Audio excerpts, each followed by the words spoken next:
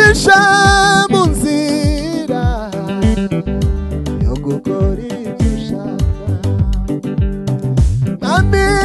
kuba utagufiteho biteye ubwoba n'amaganya we ndetse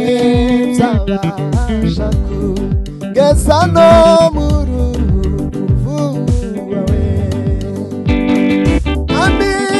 kuba utagufite biteye ubwoba n'amaganya we ndetse nzabasha kugeza no mu ruvu wawe muri iyi si yuzuye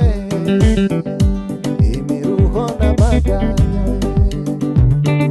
icyo nkeneye cyose sinera ko mbibona muri iyi si yuzuye Yesu imiruho n'amaganya icyo